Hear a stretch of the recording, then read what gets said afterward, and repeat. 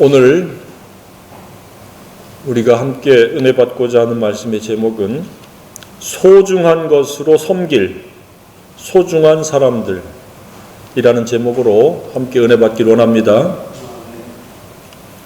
평소에 가장 소중하게 여기는 것은 무엇입니까?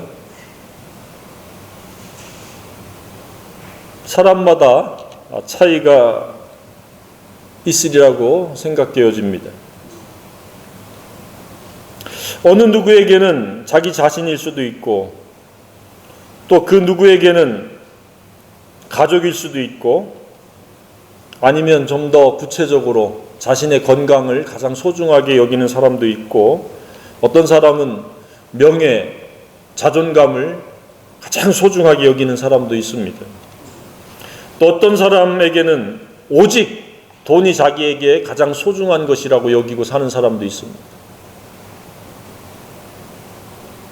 어떤 사람은 명예와 인기를 제일 소중하다고 여기고 그것을 갈급하며 사는 사람들도 있습니다. 그러나 이 세상은 대체적으로 돈과 재물, 금은 보석, 부귀 영화를 매우 소중하게 여기고 살아가는 게 현실입니다. 이것을 일컬어서 가치관이라고 이렇게 이야기합니다. 어떤 사람에게는 자기가 좋아하는 어떤 취미, 어떤 수집, 어떤 추구 이런 것들을 대단히 소중하게 여기기도 합니다. 어떤 사람은 자신의 노력하는 것, 흘린 땀을 소중하게 생각하는 사람도 있습니다. 지금 이렇게 여러 가지 열거된 소중한 것은 그 기간이 얼마나 됩니까? 길어야 100년 미만이죠. 육체가 살아있는 동안만 그것이 소중한 것일 뿐입니다. 죽어서 땅에 묻히거나 화장되어질 때 자신이 소중하게 여기던 것들을 계속 지속적으로 소중하게 가질 수 있습니까? 사용할 수 있습니까? 없습니다.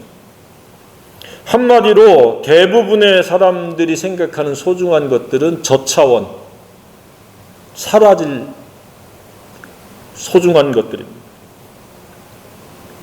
그렇다면 사라지지 않는 가장 중요한 것은 무엇입니까? 소중한 것은 무엇입니까? 그것은 사람들입니다. 내가 섬길 사람들, 섬긴 사람들이 가장 소중하고 영원한 근거입니다. 또한 두 번째는 진리가 가장 소중하고 영원한 것입니다. 그래서 하나님께서는 어떠한 소원, 어떠한 가치관을 갖고 계십니까? 하나님께서는 모든 사람이 구원을 받으며 진리를 아는 데 이르기를 원하시느니라. 하나님의 가치관이 저와 여러분의 가치관이 되어야 마땅합니다. 그러니까 사람이 중요한 겁니다. 소중한 겁니다. 그리고 그들이 구원받아야 되고 그들이 진리를 알아야 됩니다. 구원받았다라고 주의주장하면서 진리를 알지 못하면 참 낭패가 아닐 수 없습니다. 사람이 혼란스럽다 그 이야기하면서 방황하는 이유는 무엇입니까? 구원받지 못했기 때문에 그렇고 진리를 알지 못하기 때문에 그렇습니다. 구원이라고 하는 것은 마땅히 가야 될 생명의 길이요 좁은 길 좁은 문입니다.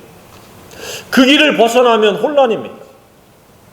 어떠한 화려한 조건, 원하는 조건이 주어져도 결코 그 마음을 채울 수가 없습니다. 즐거움과 기쁨을 누릴 수가 없고 평안할 수가 없습니다. 그러니까 사람들이 굉장히 혼란스럽다라고 이야기하면 그가 구원받지 못했구나, 그가 마땅히 가야 될 길을 가지 못하고 있구나, 마땅히 가야 될 길을 알지 못하고 있구나 라고 그렇게 생각하면 마땅합니다. 주위에서 대화를 하다 보면 뭐가 뭔지 모르겠어, 굉장히 혼란스러워, 이렇게 얘기하는 사람들은 바로 이 가치관이 확립되지 못한 것, 구원받지 못한 것, 하나님과 바른 관계를 맺지 못한 것. 그러면 당연히 그의 행동 거지는 방황일 수밖에 없습니다. 무엇을 해도 헛된 것이요 허무입니다. 허망으로 끝나는 겁니다. 일시적인 소중한 것들을 연연하지만 그것은 영원한 것과 무관하기 때문에 결코 영원히 만족할 수가 없습니다. 즐겁고 기쁠 수가 없습니다. 그래서 알코올에 의존하고, 그래서 이상하게 그 변태적이거나 폭력적이거나 괴상한 어떤 취미, 스피드를 과도하게 즐긴다든지 하는 이유가 바로 그겁니다. 그것도 방황의 한 단면입니다. 저와 여러분 주 안에서 혼란도 없고 방황도 없기를 원합니다. 환경은 이렇게 저렇게 무시로 바뀝니다. 해가 떴다가 비바람이 쳤다가, 물난리가 났다가 또 쾌적했다가. 그렇지만 우리의 마음은 마땅히 갈 길을 가고 할 일을 하기 때문에 혼란과 방황은 전혀 없어야 마땅하다고 생각합니다. 이처럼 올바른 가치관, 인생관이 확립되지 않으면 그의 직업이 무엇이든 나이가 얼마가 됐든지, 그가 남자이든 여자이든 사회적 지위가 어떻게 되든 그는 혼란 속에 방황하는 사람일 뿐입니다. 방황자요 방랑자입니다. 그러나 진리 안에서 살아가는 사람은 순례자입니다. 가는 목적지를 알고 가는 방법을 알기 때문에 순례의 길을 가는 자들입니다. 저와 여러분은 순례자입니다. 그 순례자를 충성스럽게 가기를 원합니다. 그래서 누군가를 도우려고 하면, 지인 중에 혼란과 방황 속에 있다면 그것은 하나님을 모르는 까닭이요 구원받지 못한 까닭이요, 진리로 말미암아 품격을 이루고 진리로 말미암아 품행의 삶을 살아야 된다는 것을 모르기 때문에 그렇습니다. 그래서 그런 사람들을 도우려면 반드시 회개해야 될 대상이 자신임을 깨닫게 해주고, 회개하고 예수 그리스도를 알게 하고 믿게 하고, 그리고 진리를 주야로 묵상함으로 예수의 품격을 닮아서 예수의 품행의 삶을 살도록 하면 그는 결코 혼란도 방황도 없는 사람이 되어집니다. 풍성해지고 자기가 원하는 대로 되어지면 막 우쭐하다가 조금만 뭐가 자기 뜻대로 안 되면 풀이 죽고 낙심되어 버리고 불안해하고 두려워하는 그런 게 세상 사람들입니다. 그러나 그리스도인은 항상 일관되게 걸어가는 자들입니다. 꾸준하게 걸어갑니다. 그러니까 저와 여러분 하나님의 자녀로서 그 역할과 책임은 가장 소중한 것에 대한 가치관을 새롭게 그들에게 깨닫도록 도와줘야 됩니다.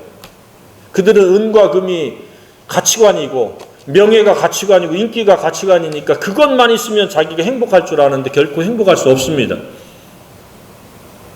우리는 영적인 피조물이라 영이요 생명인 진리가 들어가야 우리는 반듯하게 살아갈 수 있고 행복하게 살아갈 수 있고 풍성하게 살아갈 수 있도록 하나님이 그렇게 방침을 세워 놓으셨습니다. 그것에 예외는 없고 다른 방법은 결코 없습니다. 있는 것처럼 유혹하는 것은 사탄의 유혹일 뿐입니다. 그래서 우리의 역할과 책임은 아주 간단한 겁니다. 누구든지 회개하고 구원받지 못하면 혼란이요 방황이다. 뿐만 아니라 영원한 형벌이다. 그래서 그 역할과 책임을 해야 됩니다. 도와줘야 됩니다. 카톡의 말씀을 공유를 하든지 만나서 밥을 한 끼 사주면서 이야기를 하든지, 또 중보기도는 계속되어져야 됩니다. 그래서 성령께서 일하실 수 있도록 미리 앞서서 길을 예비할 수 있도록 일을 해서 우리 역할과 책임을 다하면 우리 주변의 영혼들은 한 명, 두 명 주님께로 돌아와서 혼란을 멈추고 방황을 그치고 우리와 함께 좁은 문 좁은 길로 함께 갈 수 있으리라고 생각이 되어집니다. 우리가 섬겨야 될 소중한 사람은 5 부류로 말씀을 하고 있습니다. 누굽니까? 첫 번째는 연약한 사람입니다. 우리가 그들을 소중한 이 진리를 가지고 소중하지 못하게 살아가는 그 사람들을 소중한 사람으로 바꿀 수 있는 방법은 저와 여러분들의 책임입니다. 성령의 도구가 돼서 그 역할과 책임을 다해야 됩니다. 우리는 왜 예수님을 통해서 죄사함을 받고 하나님의 자녀가 되어졌고 진리로 거룩하게 되어진다는 것을 알기 때문에 그렇습니다. 그래서 하나님은 모든 사람이 구원받으며 진리를 아는 데 이르러서 하나님의 의도와 목적대로 살아가는 것이 하나님의 뜻입니다. 그 역할과 책임을 저와 여러분에게 맡겨주셨는데 그 첫 번째 대상이 연약한 사람이라는 겁니다. 연약한 사람은 누굽니까? 어둠의 권세, 즉 사탄 마귀 귀신과 세상을 이길 수 없는 그런 연약한 영성을 가진 사람들입니다.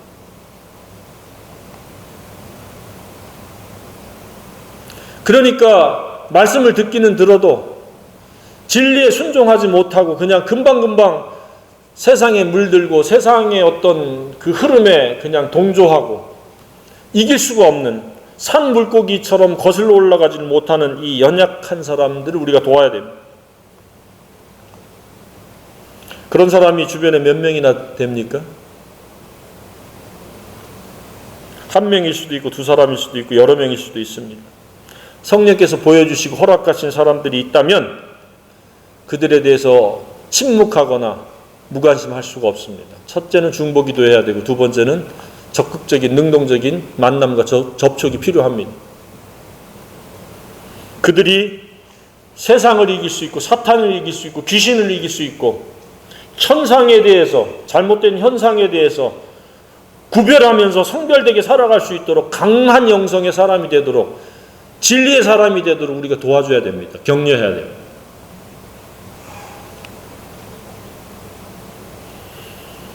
예수님께서 연약자들을 언제나 먼저 찾아가셔서 손을 만져주거나 눈을 만져주거나 그들을 일으켜 세워주셨습니다. 베드로가 영적으로 예수님을 거부하고 절대 모르는 사람이다. 그렇게 배신을 했지만 예수님 먼저 찾아가 주셨습니다. 혹시 주변에 그런 사람이 있으면 진리로 강하게 설 수 있도록 도와주시기를 바랍니다. 예수님 대신 우리가 그 일을 대신해야 됩니다. 넘어진 자 이렇게 세워야 됩니다. 두 번째는 어떤 자들을 소중히 섬겨서 소중한 삶을 살아가도록 하나님 앞에서의 소중한 아름다운 생애가 되도록 도와야 됩니까? 두 번째는 병든 자입니다. 병든 자. 1차적으로 병든 것은 다름이 아닌 영적으로 병든 것이죠. 잘못된 사상, 주의 주장, 어떤 세속의 이념, 헛된 철학 같은 데 이렇게 물들어버린 영혼이 병든 영혼입니다. 그 다음이 육체적으로 병든 영혼입니다. 영혼이 병들면 육체적으로도 병들 가능성이 매우 높습니다. 사탄의 도전에 의해서 일시적인 질병을 제외하고는 마음의 상태는 몸의 상태로 나타납니다. 그래서 딱 병이 오면 영적으로 자기를 분별해 봐야 됩니다. 이게 사탄의 역사냐 내가 영적으로 하나님과의 사랑에서 이탈이냐. 그래서 그들을 도와줘야 돼요. 오늘날에는 이 병든 자가 너무 많습니다. 영육간의 병든 자들이. 그것이 독초인지 오염된 물인지 모르고 먹고 마십니다. 진리가 아닌 것들이 온통 사람들을 병들게 하고 있습니다. 그래서 우리는 그들을 정죄하고 비판하고 변론하지 아니하고 성령 안에서 진리로 바로 잡아줘야 됩니다. 고쳐줘야 됩니다. 내 주변에는 병든 자가 얼마나 될까? 한번 헤아려 보면서 그들을 도와줄 수 있기를 바랍니다. 잘 가르쳐서 질병에서부터 벗어나서 영혼이 건강하고 범사의 하나님의 임재 속에서 육체까지 건강할 수 있는 그런 생애가 되도록 우리가 대리자가 될 수 있어야 됩니다. 세 번째는 어떤 자를 우리가 소중한 것으로 섬기고 도와야 될 대상입니까? 본문 4절에 상한 자, 제대로 해석하고 번역하면 상처 입은 자, 상처 입은 자를 싸매주는 것. 사탄에 의해서든 스스로 욕심에 의해서든 다른 사람에 의해서든 상처를 입었다면 싸매고 그 상처가 치유되도록 도울 수 있는 저와 여러분이기를 원합니다. 상처난 곳에 비판하고 정죄함으로 소금 뿌리는 것이 아니라 상처를 보듬어 줄 수 있는 그런 것이 소중한 섬김이라는 겁니다. 이 상처도 진리로 강하게 무장되어 있다면 상처를 받지 않는데 진리가 없고 육적인 감성에 빠져서 살아가면 의도가 그렇지 않은데도 불구하고 말 자체로 인해 가지고 상처받았다고 하는 사람들도 많이 있습니다. 그것까지 헤아릴 수 있어야 됩니다. 분명히 그가 유익하도록 권면을 했는데도 불구하고 그것을 통해서 역기능적인 반응을 하는 겁니다. 육신으로 반응을 하는 겁니다. 그것도 일종의 상처입니다. 그래서 진정한 강한 영성과 인성은 어떤 영성일까? 진리로 말미암는 영성이요 인성인데 그것은 물과 같은 영성이어야 된다. 물은 창으로 찔러도 끄떡도 안 하고 칼로 벨려고 해도 벨 수가 없고 상처를 낼래야 낼 수가 없습니다. 진리가 가득하면 상처가 나지 않습니다. 진리가 없이 메마른 심령이 되면 사소한 것 하나에도 스크래치가 나고 상처가 납니다. 진리로 가득한 심령이 되기를 주님의 이름으로 축복합니다. 우리가 때때로 상처받을 때가 있어요. 그럴 때 보면 내가 진리로 반응하지 않는 거예요. 육신으로 반응하는 거예요. 진리로 반응할 수 있기를 바랍니다. 언제 어느 때나. 그런데 사탄은 기가 막히게 교활하고 우리를 잘 알기 때문에 우리가 진리가 메마르고 육신이 왕성해졌을 때를 가장 잘 알아차려가지고 주위에 있는 사람들을 통해서 그 말을 통해서 상처를 받게 하는 거예요. 그러니까 상처를 받는 것은 하나님의 뜻이 아닙니다. 그가 상처를 주려고 의도적으로 다가온다 할지라도 우리는 물과 같은 진리의 마음으로 상처를 받지 말아야 돼요. 창으로 찌르든지 칼로 베든지 송곳으로 찌르든지 우리는 물과 같이 진리로 방어 기제로 삼아야 될 줄로 생각합니다. 그런데 이게 쉽지는 않죠.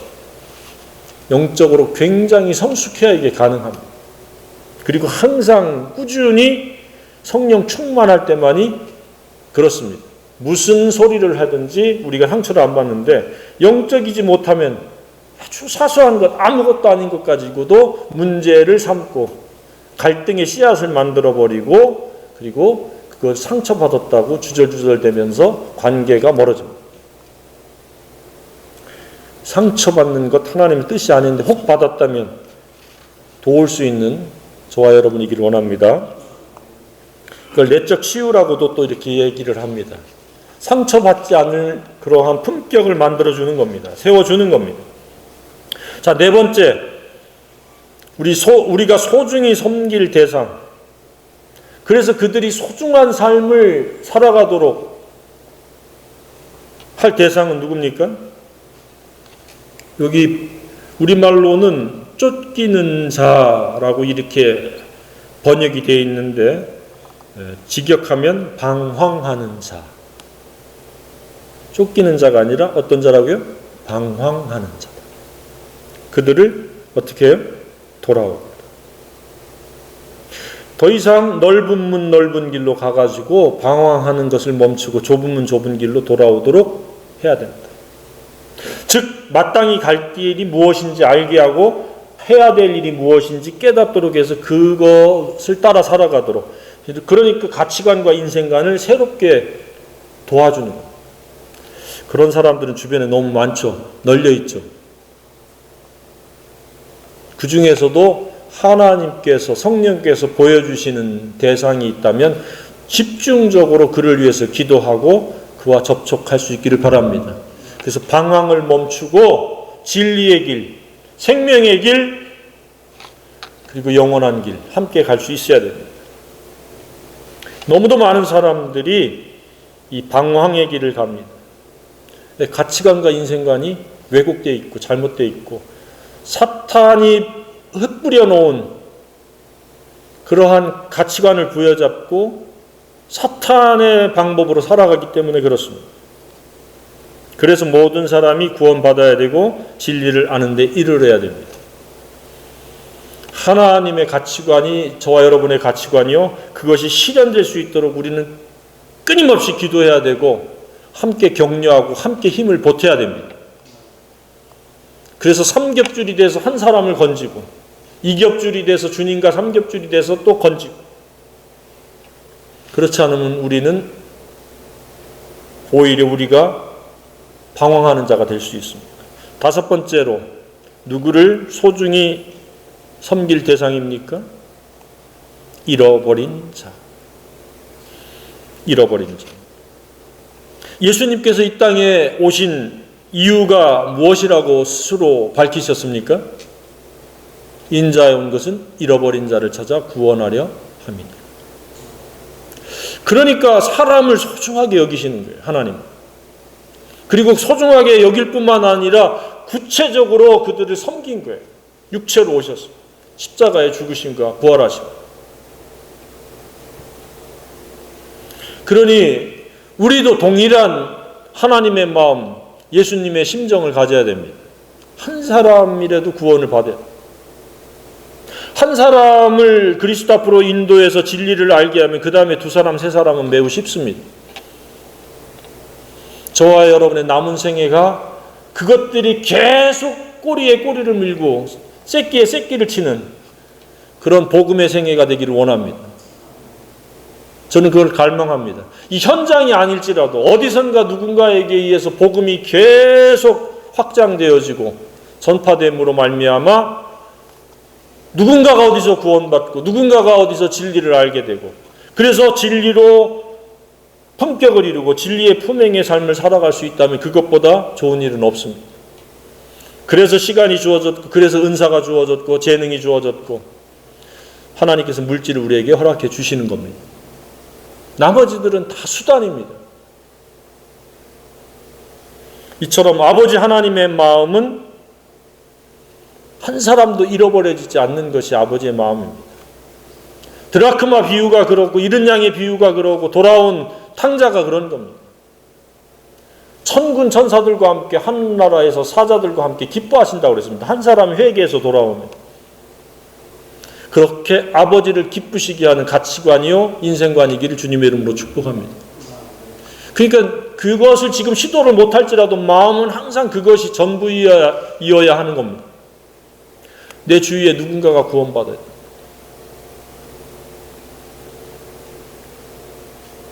그것이 가장 중요한 것. 한때 유행이었었죠. 명대사가 사람들에게 회자되었었죠. 멋이 중한디. 멋이 중한디. 가장 중요한 것이 오늘 다시 한번 환기되고 확정될 수 있기를 바랍니다. 그것은 하나님께 소중한 것이기 때문에 하나님 나라에서 상급도 만만치가 않습니다. 하나님이 기뻐하시기 때문에 그 일에 능력을 부어주신 하나님. 다른 것 사소한 것에 우리가 연연하면서 하나님을 끌어들이니까 하나님은 피곤하시기 짝이 없습니다. 그런데 모든 사람이 구원받으며 진리를 아는 데 이르도록 하기 위한 우리의 목표를 가지고 목적을 가지고 살아가면서 그 일에 에너지를 쏟으면 하나님은 피곤하신지 모르고 쉬지 않고 일하시면서 우리를 도우실 줄로 믿습니다. 그래서 하나님 우리 생애 속에 모셔드리고 역사하도록 하는 것은 그겁니다. 모든 사람이 구원받고 진리를 알도록 하는데 우리가 역할과 책임을 다하려고 하는 것. 그것 때문에 고민하고 그것 때문에 아파하고 그것 때문에 힘들어하고 하나님께서는 이미 저와 여러분을 먼저 소중히 여기셔서 예수님과 바꾸셨습니다. 엄청나게 우리를 소중하게 여기신 겁니다. 믿으십니까? 그럼 나머지들도 그와 같이 그들도 소중하게 신분이, 상태가, 생활이 바뀌어야 됩니다. 누구를 통해서요? 저와 여러분을 통해서. 소중한 사람들인데 전혀 소중한 것이 엉뚱한 것이 돼버리고 소중하지 않은 삶을 살아가는 겁니다. 그것도 모자라 연약한 채로 넘어져 있거나 병들어 있거나 방황하거나 상처 입었거나 잃어버린 자로 살아가는 겁니다. 그래서 오늘 본문이 무엇이냐? 너희들도 하나님의 소중한 진리, 좋은 꼴을 먹고 좋은 생수를 마시는데 너희들만 먹고 그냥 끝내버리는 것이 아니다. 그것은 넘쳐나는 하나님의 예비하신 풍성한 것들인데 그것을 나누지 않으면, 그것으로 섬기지 않으면 남은 꼴을 발로 밟는 것이요 맑은 물을 발로 더럽히는 것과 같다. 18절에 너희가 좋은 꼴을 먹는 것을 작은 일로 여기느냐? 하나님께서 너희들에게 얼마나 많은 배려를 해주느냐? 얼마나 너희를 소중히 여기느냐? 대접해 주느냐? 그런데 어찌하여 남은 꼴을 발로 밟았느냐? 왜 그 진리를, 네가 받은 진리를 왜 너만 홀라당 먹어버리고 그냥 없애버렸느냐? 나눠야지, 섬겨야지. 연약자들에게 나눠줘서 강하게 이렇게 세워주고 병든 자를 치유해주고 상처 입은 자를 싸매주고 방황하는 자를 돌아오게 하고 잃어버린 자를 찾아야 되는데 왜 안 그랬느냐 그거예요. 그래서 얼마나 굉장한 책망입니까? 어찌하여 남은 물을 발로 더럽혔느냐? 주일날 들었던 말씀을 왜 너만 홀라당 먹고 그거 그냥 발로 밟고 더럽혔느냐? 그렇게 적용해도 됩니다. 누군가와 공유하라는 거예요. 누구요? 5사람. 연약자, 병든 자, 상처난 자, 방황하는 자. 그래서 그 어찌하여의 대상이 저와 여러분은 되지 말아야 됩니다. 참 잘하였도다 착하고 충성된 종이라고 하는 대상이 돼야지. 어찌해서 너 그렇게 살았느냐? 너만 잘 먹고 잘 입으면 되느냐? 잘 마시면 되느냐? 영적으로 돌아볼 사람들이 없느냐? 그러한 주님의 경고의 메시지를 우리가 귀담아 들을 필요가 있습니다. 근데 다음으로 미루잖아요.